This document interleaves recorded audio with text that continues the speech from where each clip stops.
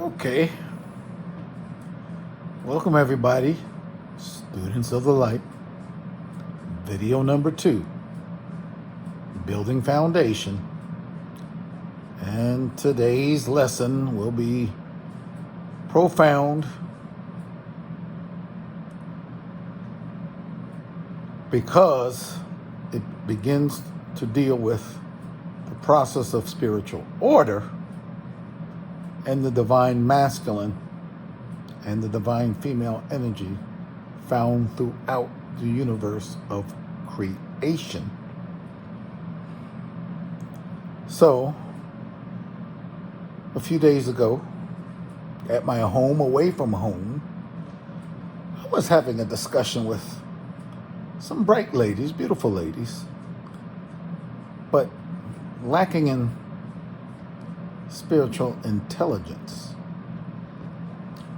So as we talked about relationships,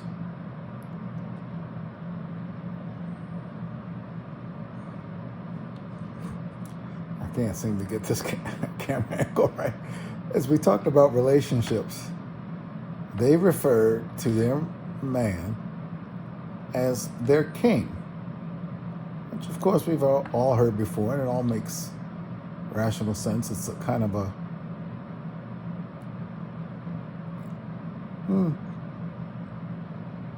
sign of respect to their man. So I said, well, this is exciting. If you have a king, capital K-I-N-G, then he must have a kingdom, capital K-I-N-G-D-O-M, kingdom, to be king of. Otherwise, you have no king. So I'm excited to see your king's kingdoms. And of course, by the end of the conversation, it was very clear that their kings had no kingdom, not even a vestige of a kingdom, and therefore could not be bestowed with the title of king. We cannot use these words out of order. You see, there is a spiritual order, a Christ-like ordained order, a pattern to relationships, a pattern of how the divine masculine and the divine feminine flow and interact with one another. You cannot be a king and move into the queendom. For doing so as an automatic forfeit of your kingship. And, unfortunately, it therefore gives your divine feminine partner, your woman,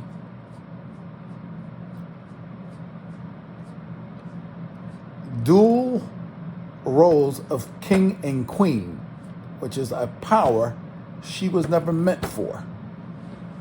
It is unnatural for your queen to have king powers. It is unnatural for a king to have queen powers. Yet in this society, things have been turned and flipped upside down. How is this possible?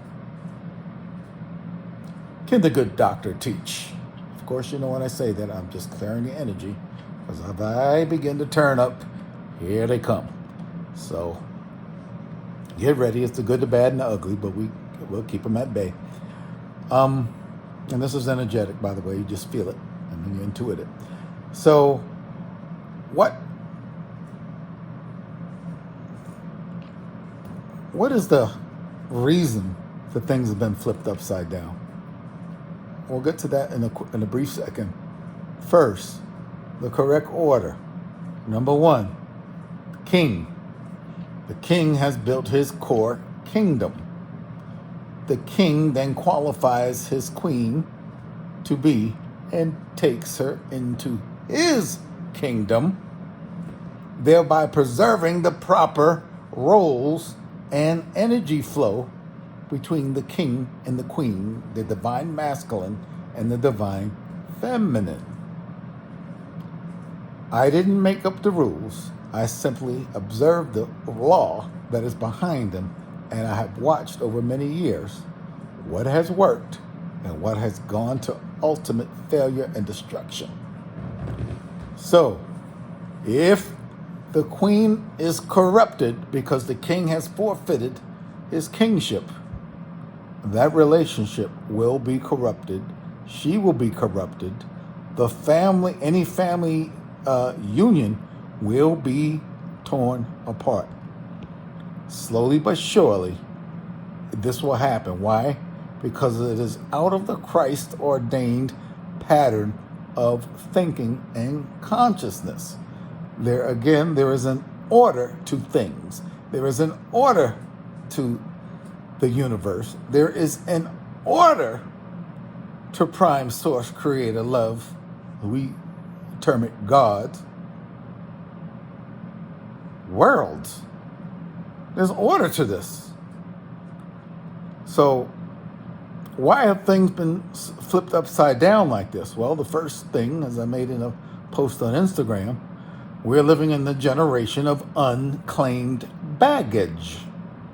What does that mean? Unclaimed emotional baggage. Please return back to the airport, back to the carousel that you came from, and ask, where is the unclaimed baggage? Because the unclaimed baggage is emotional baggage, which is trauma, yet unrevealed, that cannot be healed, and therefore two broken persons coming together, number one, out of order, number two, emotionally broken, because there is too much baggage that will then be triggered in that relationship. So you must, of necessity, go deal with your unclaimed baggage, your own emotional traumas, your own abuse, rejection, lack of self-esteem building, and on and on and on and on. Proximal abandonment even. There is even something called embryonic fetal intragestational or gestational trauma, which is trauma to an infant that's still developing in the mother's womb. You can have that. The woman's being exposed to negative energy. If she's being abused, she's being beaten, she's under a lot of unnatural stress. That can lead to what I would call gestational trauma, which is now becoming fairly common. So we cannot be calling people kings that don't have a kingdom. We cannot be calling our women queens that have not connected appropriately to the king. And listen, I'm not saying one is dominant over the other. There is just an order. Okay, the cat is not a dog. The dog is not a cat. The lion is not a bird. And the bird is not a fish in the waters. So I just wanted to, again, we're laying foundation. So male, female energies, the divine masculine, divine female, but there is an order to things, and we must be conscious of this order. We must be conscious of the spiritual patterns. We must be conscious of how light energy flows, and we must be conscious of how their interactive play between the divine masculine and the divine feminine is very important, especially when doing spiritual work, psychological work, energy work, and activating certain energies within the chakra systems, kundalini, heart, mind, womb energy, soul energy, or the heart cage energy. We'll get into that later. But you have to be balanced if you're going to go this path. You cannot. It's not something that you want to play with, because if you activate these types of energies out of alignment and out of balance, you can do damage to yourself. Right? If you're driving 200 miles an hour and you've only learn how to drive 50 miles an hour, you're probably going to crash and burn. And I'll leave it at that, but please pay attention to the word that you're using. A king has a kingdom. He has built his core kingdom. His queen comes qualified, sits at his side, and together they expand the kingdom naturally and organically.